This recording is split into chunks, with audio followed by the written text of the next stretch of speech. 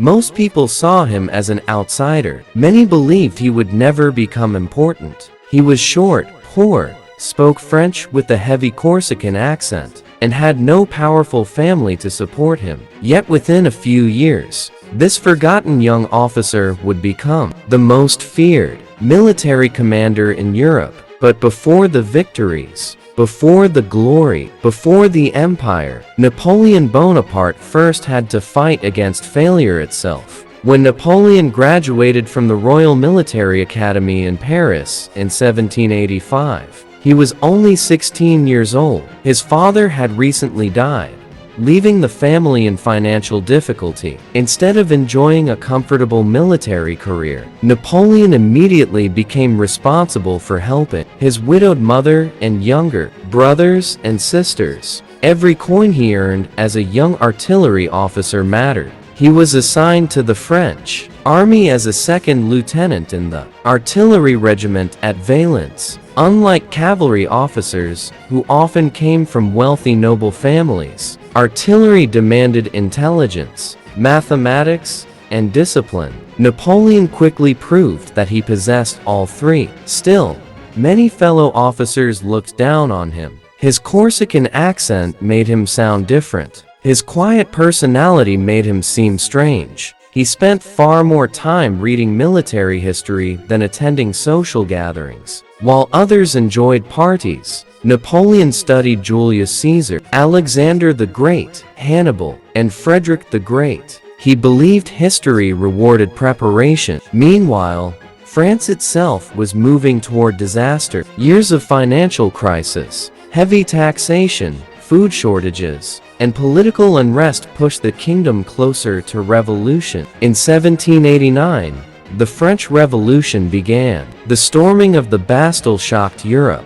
The old system that had ruled France for centuries started collapsing. For many officers, the revolution created uncertainty, but for Napoleon, it created opportunity. Under the old monarchy, promotions often depended on noble birth. Now, talent could finally matter more than family name. Napoleon watched carefully as France transformed. He realized history was opening a door that had never existed before. Although he remained loyal to France, Napoleon still cared deeply about his birthplace, Corsica. He returned home several times and became involved in local politics. At first, he supported the famous Corsican leader, Pasquale Paoli, hoping Corsica could enjoy greater freedom. However, their relationship soon deteriorated. Paoli distrusted Napoleon's growing support for revolutionary France. Political tensions increased rapidly.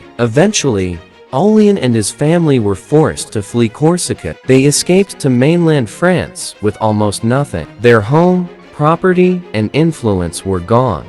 Napoleon had lost nearly everything. Yet this painful moment also changed his future forever. From that point onward, he fully committed himself to serving France. In 1793, France faced enemies on every side. Several European kingdoms wanted to destroy the revolution before it spread across Europe. At the same time, civil wars erupted inside France. One of the most important cities, Toulon, rebelled against the revolutionary government. Even worse, British and Spanish forces occupied the city's harbor. If Toulon remained in enemy hands, France's Mediterranean fleet could be lost forever. Young Captain Napoleon Bonaparte was assigned to help recover the city. Few people expected much from him. He was only 24 years old, but Napoleon immediately noticed something experienced generals had overlooked. Instead of attacking the city directly, he proposed capturing the hills overlooking the harbor. If French artillery controlled those heights, enemy ships would be forced to withdraw. His plan was risky. Some commanders ignored his advice. Others doubted such a young officer. Napoleon refused to give up.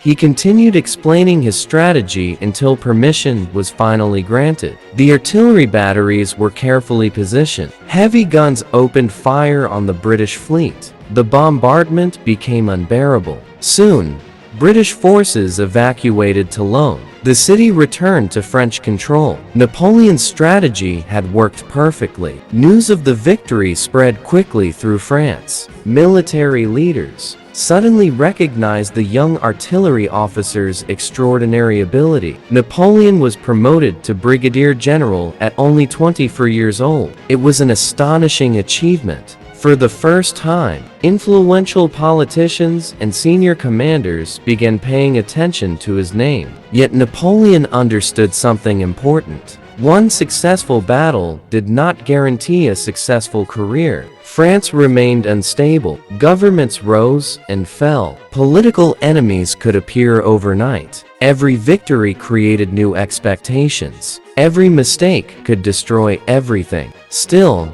Napoleon's confidence continued growing. He believed speed, preparation, surprise, and decisive action could defeat larger armies. Many older generals relied on slow traditions. Napoleon preferred bold movement and careful planning. These ideas would soon revolutionize warfare across Europe. But before he could become France's greatest general, before he would command massive armies, before millions would know his name, another crisis was already approaching. And this time, Napoleon would be forced to save not just a battlefield, but an entire government. End of episode 2. Coming next in episode 3, the general who saved a government. How did one young officer stop a violent uprising in Paris and become the most trusted general in France? The answer would change European history forever.